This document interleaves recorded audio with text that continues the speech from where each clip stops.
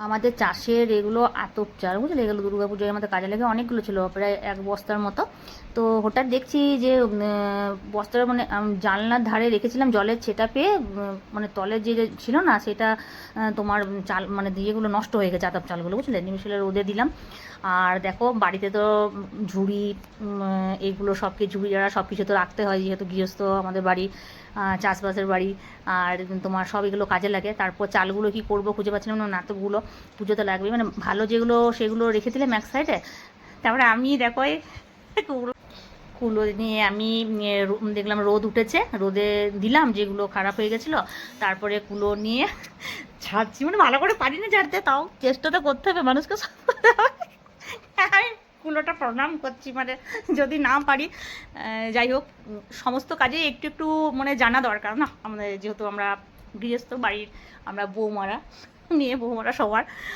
আর তারপর রোদে দিয়েছি, রোদে শুকিয়ে গেলে যেগুলো ভালো সেগুলো নেবো, আর যেগুলো খারাপ হয়েছে সেগুলো জলে ফেলে দেবো, কিংবা গরু ছাগল যদি থাকে তাদেরকে দিয়ে দেবো, খেয়ে নেবে।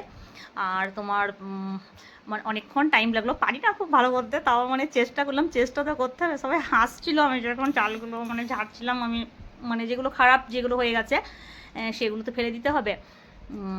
খুব মজাও লাগছিলো করতে, মানে এগুলো মাঝে মাঝে করতে হয়, মানে আমি করি না, মানে করা লোক আছে, কিন্তু তাও মনে করো নিজেকে তো কিছু শিখতে হবে, কিছু কিছু জিনিস আছে সব কিছু মানুষকে করতে দিতে হয়, নিজে করতে হয়। আর আমার ভিডিও তোমাদের কেমন লেগেছে প্লিজ একটু জানাবে। টাটা।